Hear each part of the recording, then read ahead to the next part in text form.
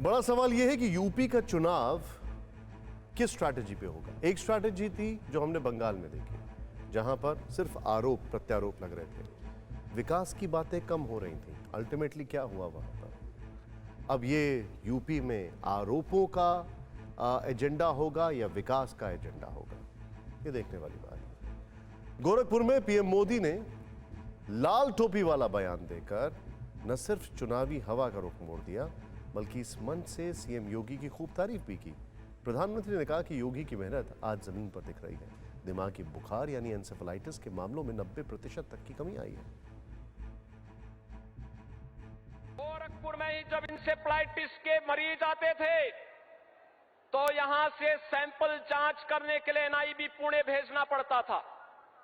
जब तक ये कंफर्म होता था कि ये इंसेफ्लाइटिस है, तब तक मरीज या तो मर चुका होता था या फिर वह शारीरिक और मानसिक दिव्यांगता का शिकार हो जाता था। हम आभारी हैं आदरणीय प्रधानमंत्री जी के, आज उनके कर कमलों से गोरखपुर की रीजनल वायरल रिसर्च सेंटर का भी, जिसमें कोरोना के साथ साथ इंसेफ्लाइटिस, डेंगू, कालाजार, चिकनगुनिया, मलेरिया और तमाम वेक्टर बॉर्न डिजीज के जांच की सुविधा भी उपलब्ध होगी। दरअसल दिमागी बुखार को पूर्वांचल का अभिशाप कहा जाता है। पूर्वांचल में लगभग 4 दशक तक जून से नवंबर महीनों के बीच दिमागी बुखार यानी एंसेफ्लाइटिस का कहर मचता रहा। जानकारी के मुताबिक 1977 से 78 से 2016 तक हर साल 1200 से 1500 बच्चे एंसेफ्लाइटिस की चपेट में आने से दम तोड़ देते थे। लेकिन 2017 में योगी आदित्यनाथ प्रदेश के मुख्यमंत्री बने तो स्वास्थ्य सेवाओं को मजबूत किया गया। इसके अलावा घर घर शौचालय बनने से खुले में शौच से निजात मिला, क्योंकि खुले में शौच को एंसेफ्लाइटिस का प्रमुख कारण माना जाता था। बताया जाता है कि योगी सरकार की इन कोशिशों की बदौलत दिमागी बुखार के मरीजों की संख्या में कमी हुई है, और ये गौर करने वाली बात है। ध्यान से देखेंगे और थोड़ी बहुत नहीं, वो भी करीब 95% तक की कमी,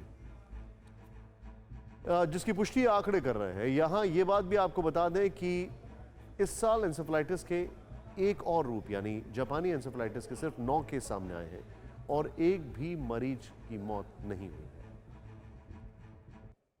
गौर करने वाली बात है, जरा ध्यान से देखें आप। खैर, कुल मिलाकर आज यूपी में आज पूरब से पश्चिम तक की सियासत हुई। पूर्वांचल के पीएम मोदी की रैली हुई। तो अगर पश्चिमी यूपी की बात की जाए तो पश्चिमी यूपी में समाजवादी पार्टी और राष्ट्रीय लोकदल के गठबंधन ने रैली की। आज पहली बार अखिलेश यादव और जयंत चौधरी ने मेरठ में साझा चुनावी रैली की। इस रैली में अखिलेश ने किसानों का जिक्र किया, टिकैत की तारीफ की और बीजेपी को किसान विरोधी करार दिया।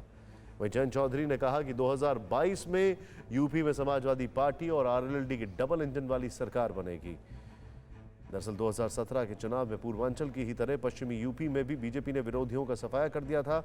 यहां की कुल 136 सीट में से 109 पर बीजेपी ने कब्जा कर लिया था, यानी 80% से ज्यादा सीटें बीजेपी के खाते में गई थी। समाजवादी पार्टी को महज 23 सीटें मिली थी, जिसे इस बार आरएलडी के साथ मिलकर बढ़ाने की कोशिश की जा रही है।